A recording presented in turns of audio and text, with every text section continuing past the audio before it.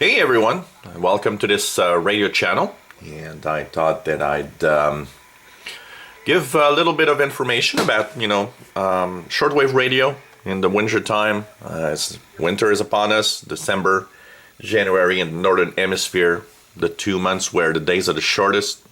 And of course, it has an effect on the shortwave radio frequencies you're listening to. So it's very important that you adapt your radio listening in order to make this better. So typically, what's different in the winter time? It's the fact that the angle of the sun has changed if you're in the northern hemisphere, and that means that the radiation, solar radiation, is not as strong over the ionosphere that supports shortwave radio. That has effects on the frequencies that propagate, and also the fact that we are in a low spot of the solar cycle. We're really in the down phase, and we're almost at the bottom, very close to the bottom at least. What's interesting is that you will of course have an effect after sunset also. So basically, maximum usable frequency is pretty high. I've many days I've heard signals even in the 10-meter band. That shows you that the MUF, the maximum usable frequency, reaches close to 30 megahertz. And what's interesting is that the high frequencies, anything above 20 megahertz, is something you should take a look at when you are, of course, tuning around shortwave. Take a look at the different signals and what you can hear. It's very surprising what you'll be able to hear on the higher frequency ranges in the daytime. Of course, once the sun is set, now the maximum usable frequency will drop really fast, and you might have noticed that even 9 or 11 megahertz, the 31, 25 meter band of international broadcast doesn't propagate very well in the evening, if at all. So you'll be, of course, in the daytime tuning around above 15 megahertz, but also a little below because of the, of course, angle of the sun and the fact that the absorption of the ionosphere is less in the wintertime. You'll notice that even frequencies like 9 megahertz might actually give you signals from Europe, for example, if you're in North America, in mid-afternoon. That is one phenomenon that is pretty cool. Another one is, of course, the 25 meter band will give you signals from Europe in mid-afternoon because of less absorption. You know, in the summertime, when you try to listen to 9 or 11 megahertz, basically in the mid-afternoon, it's pretty dead, except for very local signals. But in the wintertime, even a local noon or 1 p.m. will give you signals that in general you don't hear that much during the summertime. So check out the high frequencies in the daytime, because it's the time, winter is really the time for 10 meter propagation and for the higher bands to have some activity. Check out also for improved propagation. Very often, the propagation, north-south propagation, is good and better than in the summertime also. Once again, less absorption, more signals.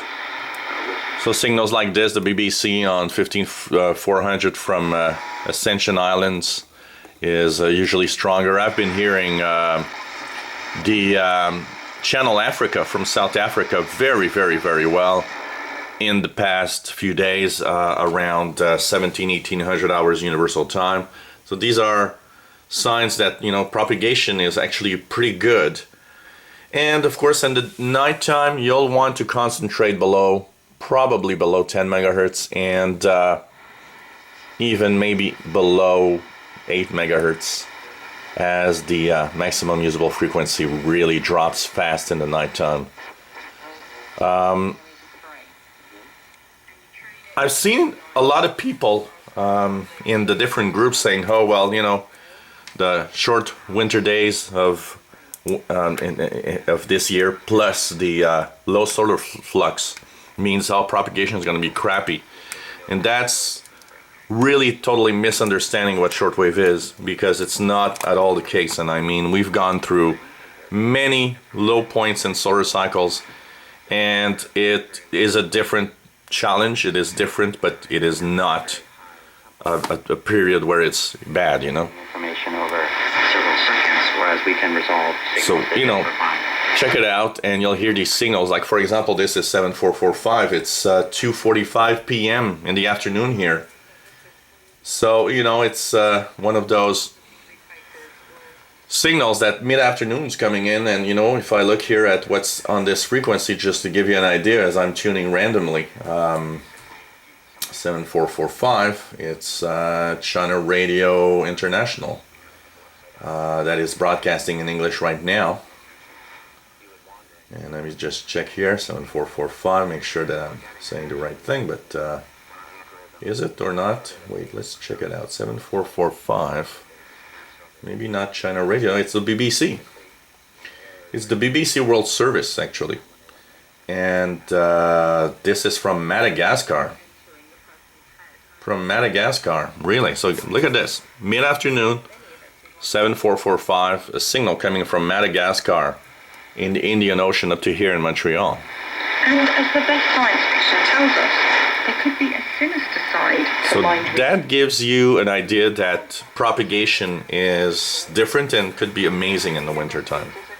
Also in the lower frequencies, you know, in the nighttime when you listen to low frequencies, 49 meter band 6 megahertz or 41 meter band 7 megahertz for international broadcasts. Sorry, you'll notice that signals are quite good. Also because of lower noise due to the fact that there's no thunderstorms around. So no static crashes or almost none will also make propagation interesting. So these are pretty much the guidelines that I have to give you if you're wondering, you know, what to expect and where to listen to. So expect local daytime, especially if you are far from the equator.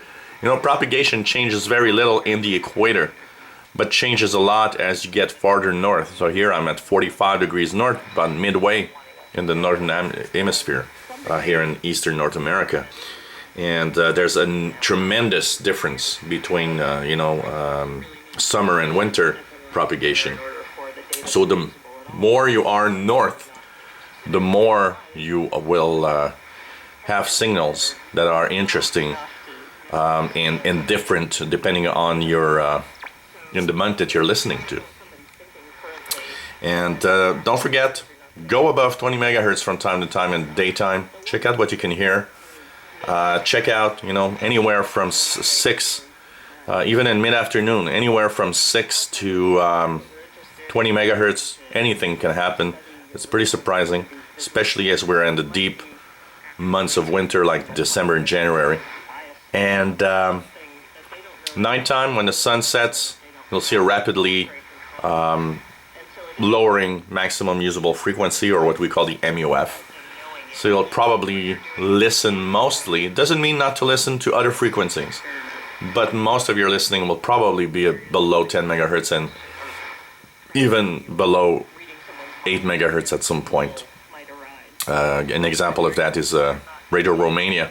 Notice that their 5960 frequency comes in well in North America, but the 7325 is very weak. So it shows you that maximum usable frequency isn't that great. And it's, you know, the factor of having low solar flux and long nights. Maximum usable frequency really drops a lot. But it makes for very interesting propagation, very interesting DXing. You know, it's time, wintertime is the time to listen to those frequencies where you hear nothing, like 2 or 3 megahertz. And try to see if you hear any signals. You might be surprised at what you can hear in the really low frequencies of 2, 3, 4 megahertz. Or if you hear signals that are weak in the summertime, you might notice that they're much stronger suddenly. So that's the time to check it out also. So these are a little bit of tips for radio listeners of shortwave. Hope you're having fun, and hey, why not take a look and tune around that receiver. you know, shortwave is full of surprises. You never know what you can hear.